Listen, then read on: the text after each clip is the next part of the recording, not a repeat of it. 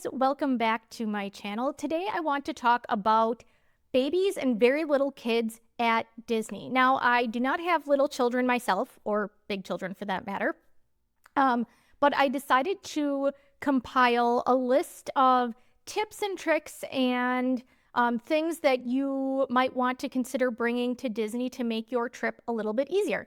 Now, because I don't have my own children, I had to get these ideas from somewhere, and some of them are just my own experience being in the parks, and then some of them I got from Ashley Wright, who is Pixie Dusted Mom on YouTube.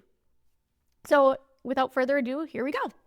The first one is check the size of your stroller with the Disney guidelines, because there is a limit to the size of the stroller you can bring, and it has to be something you push in front of you. It can't be a pull behind wagon.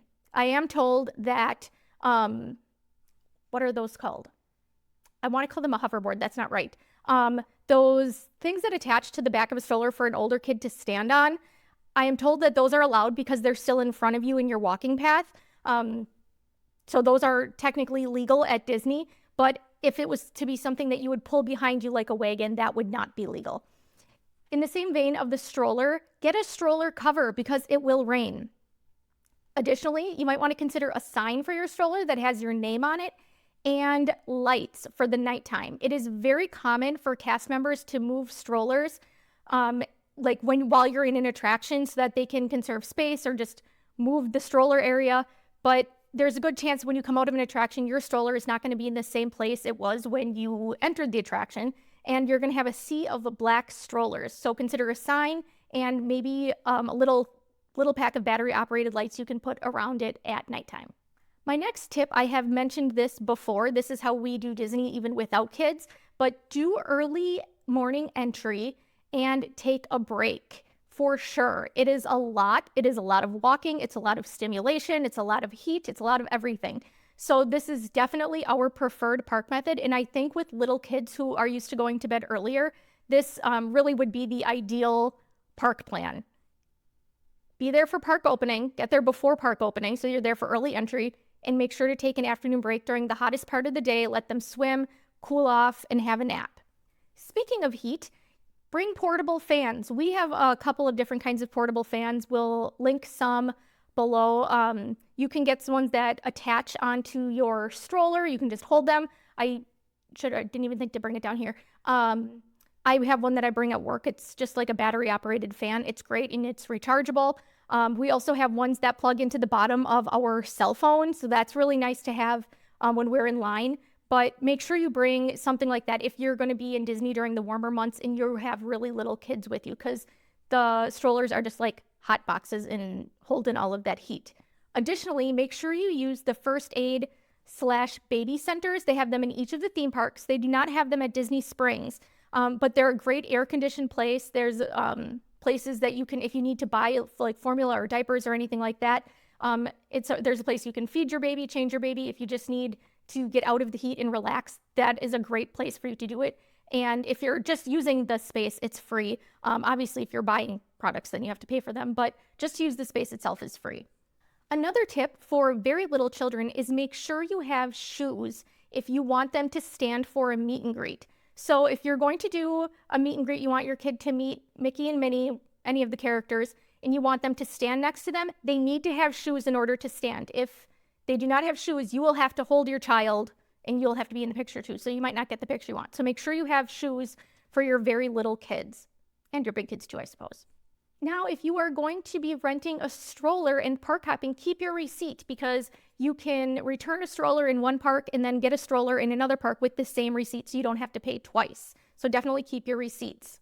Rider swap is another one that I've talked about before, and this allows you to not wait in line twice, essentially. So you can have one parent go through either alone or with an older child, and then when you get to the front of the line, ask the cast member for a rider swap, and then they give you like a card or something like that, that you hand to your partner when you get off the ride, and then they can use the lightning lane, if there is one, the lightning lane entrance, so that they don't have to wait in line again for an entire second time, thereby making your very little child wait for you to go through the line twice.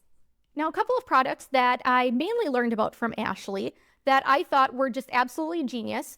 First of all, consider large disposable toilet seat covers. Apparently this is like a really great idea if you have a potty training child who like touches everything and you're kind of grossed out at the idea of them touching a public toilet. You can get large toilet seat covers so it covers the seat and the sides so that when your child is hanging onto it, they're not touching this dirty public toilet seat.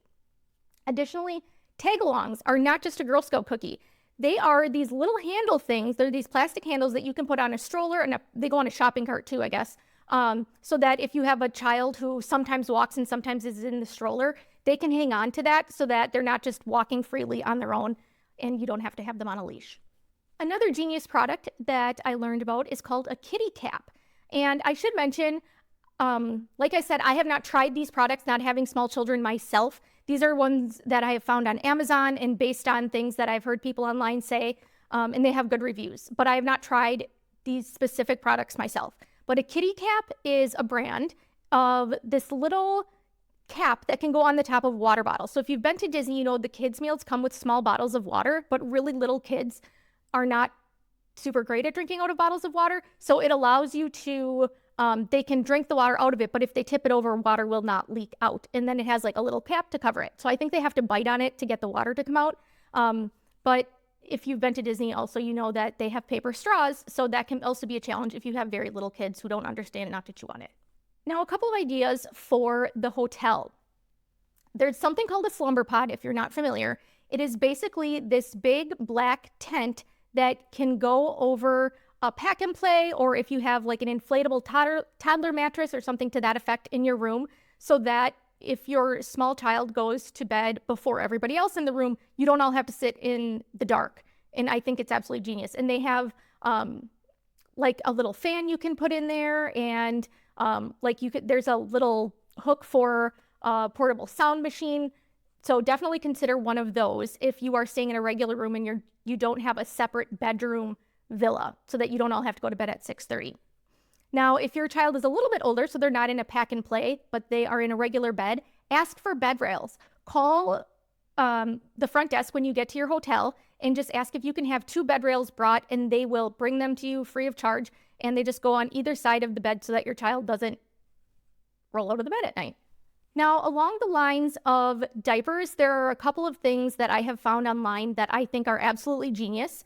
The first one is, and again, I'm thinking if you're in a regular hotel room, you don't want to have stinky diapers in a regular hotel room, like regular sized hotel room. That would just be horrible.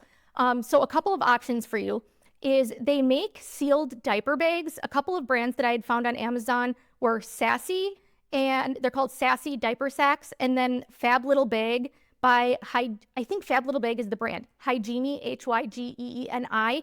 They're like bags that are meant to put in diapers or other similar products, and then you can seal it so that it keeps the smell in. Additionally, and I think this is just genius, you can get disposable diaper pails. So basically like a cheaper version of a diaper genie, and it's just like it collapses down into nothing, and the top and bottom is plastic, and the sides are plastic too, actually. We'll put a link for this below as well. But Munchkin Toss is the disposable diaper pail brand that I saw online. So between the two of those, it will keep your hotel room smelling nice and fresh. Lastly, like I had mentioned, a portable sound machine, or you might want to consider the Calm app. That's what I use on my phone to sleep at night, and I'm used to having a loud air purifier by my bed at night, so hotel rooms are notoriously difficult for me to sleep in just because of the noise, any ambient noise whatsoever. So I use the Calm app, and I just have it on like a rainforest setting, so it just sounds like rain. So between that and earplugs, I'm good to go. So if you have little kids especially, I would definitely consider either a portable sound machine that you can recharge. Like I said, if you get one of the slumber pads, you can hang it in there. Otherwise, if you are just sleeping in your beds and you don't have somebody in a slumber pod, at least consider using the Calm app. It really, really makes a big difference and help drowning out some of the ambient noise at a hotel. So those are the tips that I have for bringing babies and little children to Disney. Had some tips for you for both the parks and the hotel. I hope you guys found this video helpful. Thank you so much for watching, and I will talk to you next time. Bye, guys.